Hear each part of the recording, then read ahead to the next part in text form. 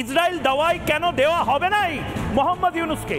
এবার ইসরায়েল দাওয়াই, ইসরায়েলের ডোজ কেন দেওয়া হবে না? অনেক তো বাংলাদেশিদেরকে হাসপাতালে প্যারাসিটামল থেকে শুরু করে সব ডোজ দেওয়া হয়েছে, এবার একটু ইসরায়েলের ডোজ দেওয়া হোক। বাংলাদেশের মাটি ভারত বিরোধী কাজে ব্যবহৃত হচ্ছে, প্রতিবার জিহাদিরা বাংলাদেশের মাটি থেকে ভারতে বার্তা পাঠাচ্ছে, ভারতীয়দেরকে বলছে তাদেরকে মেরে দেবে, কেটে দেবে, ইত্যাদি করবে। কেন ইসরায়েল দাওয়াই দেওয়া হবে না মোহাম্মদ ইউনুসকে? ঢাকায় আইএসআই এর সঙ্গে গোপন বৈঠক হচ্ছে। আইএসআই আমাদের ভারতের ঘোষিত শত্রু। মোহাম্মদ ইউনুসের উচ্চিংড়েরা আইএসআই কে বেস্ট ফ্রেন্ড মনে করে ভারতের আশেপাশে তারা পাঠিয়ে দিচ্ছে। ভারতকে ভাঙতে ইউনুসকে তৈরি করছে এই জর্জ সোরস। এই বাচ্চা ছেলের মতন মোহাম্মদ ইউনুস অ্যালেক্স সোরসের থেকে এই মুহূর্তে লেসন নিচ্ছে, পাঠ নিচ্ছে কি করে ভারতকে ভাঙা যায়। ভারতকে ভাঙার ষড়যন্ত্রকারী মোহাম্মদ ইউনুস এই মুহূর্তে জর্জ সোরসের সাথে কাজ করছে। ডোনাল্ড ট্রাম্পের তো জানা উচিত এটা। ডোনাল্ড ট্রাম্প, তারা অ্যাকশন নিক, ভারত অ্যাকশন নিক, ইসরায়েল অ্যাকশন নিক। 3টে ডোজ সুভাষ সাম, সকালবেলা একটা ওষুধ খাওয়াতে হবে ইউএসএ থেকে আসবে, দুপুরে একটা ওষুধ খাওয়াতে হবে ভারত থেকে আসবে, আর রাতে ঘুমানোর আগে একটা ওষুধ খাওয়াতে হবে ইসরায়েল থেকে আসবে। ভারতকে টুকরো করতে চাইছে যারা, তারা কেন এরকম ড্যাং ড্যাং করে ঘুরে বেড়াবে আর পেটে যে ভাতটা যাবে সেটাও আমাদের টাকায় ঝন্টু পড়াই।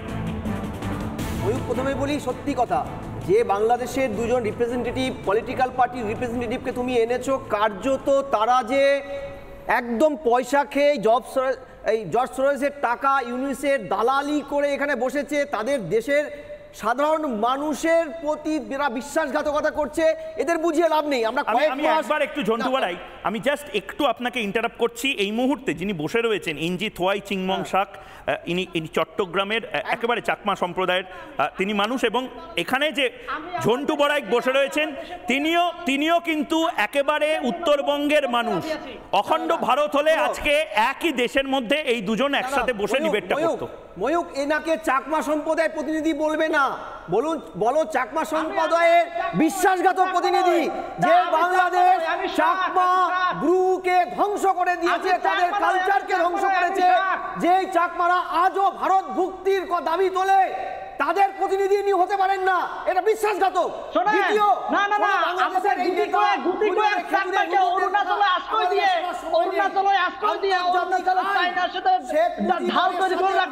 যে এগ্রিমেন্ট সেটা ভঙ্গ করেছে বর্তমান শাসক, ফলে আমাদের মিলিটারি ইন্টারভেনশনের সময় এসেছে। আমি পরিষ্কার করে বলি, এই যে সামান্য পরিমাণ গুগলে ক্লিক করলে ময়ূর, যে লোকটা জর্জ সোরসের সম্পর্কে বায়োডাটা উঠে আসে, আন্তর্জাতিক অর্থনৈতিক ক্রিমিনাল, যে ক্রিমিনালের সাথে আমরা সবাই কিন্তু বাংলাদেশি, আমাদেরকে টাকা দিয়ে কিনতে পারবো না ভাই, টাকা দিয়ে কিনতে পারবো না।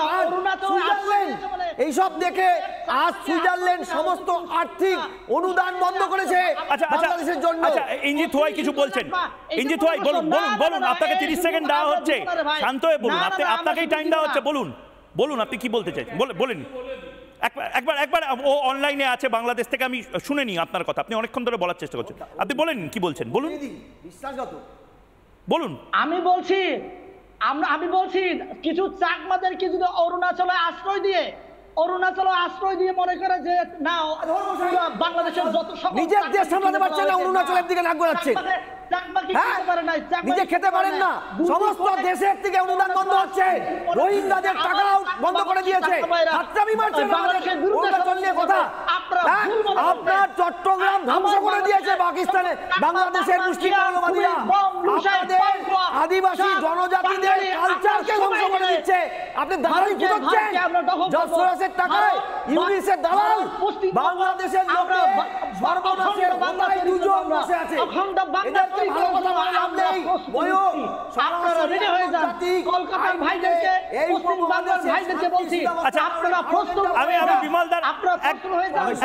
আমি বিমলদার কাছে যাব, বিমলদার কাছে 30 সেকেন্ড যাব, আবার নরেন্দ্রনাথ বাবুর কাছে। বিমলদা, আপনি বলেন। চট্টগ্রাম থেকে যিনি এসছেন, শুধু একটা কথা বলবো, আপনি যে অঞ্চলে বড় হয়েছেন, যদি হয়ে থাকেন চট্টগ্রাম পার্বত্য এলাকায়, 1946-47 সালে বৌদ্ধদের এবং হিন্দুদের সংখ্যা আজকে কিভাবে ডেমোগ্রাফিক ক্যারেক্টার চেঞ্জ হয়েছে, সেখানে মুসলিম জনসংখ্যা বেড়েছে, আপনি কি সেই খবরটা রাখেন? আমি ভারতে বসে সেই খবরটা আপনার চেয়ে বেশি রাখি, পরের দিন বসবেন দিয়ে দেবো। এক। দ্বিতীয় একটা বলি, এ দেশে যেভাবে বাংলাদেশে ক্রিমিনালদের এই ইউনূস সরকার ছেড়ে দিয়েছে, একটা কথা শুনে রাখুন, যদি এদেশে কোনোভাবে গোলমাল পাকায়, এই দেশের প্রধানমন্ত্রীর নাম নরেন্দ্র দামোদর দাস মোদী, মনে রাখবেন। কোনো গোলমাল পাকালে তার যা ফলাফল হবে দয়া করে সেই মাথায় রাখুন। নিজের দেশে যা খুশি করুন মরুন, আমাদের বয়ে গেল, আমার দেশে যেন কোনো অ্যাটাক না হয়, এইটুকু সতর্ক করে বলেন যে আমরা পার্বত্য চট্টগ্রামে উস্কানি দিয়ে আগুন জ্বালিয়ে রেখেছি, এই জন্য পার্বত্য চট্টগ্রামে আপনারাই করেছেন নাকি? তো আপনাদের লোকেরা তো চুক্তি করেছিল, শান্তি চুক্তি কারা করেছিল? আপনি কি তাদের প্রতি কোনোভাবে তো আপনার দয়া নেই?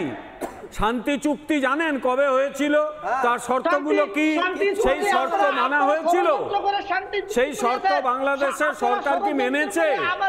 আপনি শান্ত হয়ে একদিন আলোচনা করবেন খবর নিয়ে, আলোচনা করতে হবে তো। একটু থামাচ্ছি সবাইকে, কারণ আমি যে ব্রেকিংটা এর আগেও দিয়েছিলাম সেই ব্রেকিংটা আরো বড় হচ্ছে, আরো ঘন ঘটা, যে অসহিষ্ণুতার ঘন ঘটা এবং অনিশ্চয়তার ঘন ঘটা, সেটা আরও বড় হচ্ছে। এই মুহূর্তে যে খবর আমরা পাচ্ছি, আবার একটি আর্মি কূপ হতে পারে, অর্থাৎ সেনা অভ্যুত্থান হতে পারে বাংলাদেশে। বারবার আমরা এই কথাটা বলেছি এবং আবার বলতে হবে, টালমাটাল ইউনূসের বাংলাদেশ। একদিকে জর্জ সোরসের সাথে মিটিং এবং অন্যদিকে আপনারা জানেন যে রাশিয়ার রুশ রাষ্ট্রদূত, বাংলাদেশের রুশ রাষ্ট্রদূতের সাথে এই ছবি যথেষ্ট জল্পনার কারণ হয়, যেখানে রাশিয়ার মতন দেশ তারা এখনো মনে করছে মুজিবুর রহমানের দেশই বাংলাদেশ। মানে মোহাম্মদ ইউনূস একদিকে আমেরিকাকে চটিয়ে দিচ্ছে, একদিকে রাশিয়াকে চটিয়ে দিচ্ছে, এবং মোহাম্মদ ইউনূসের দম নেই রাশিয়াকে বলার যে মুজিবুর রহমানের ছবি কেন তোমাদের অফিসে রয়েছে।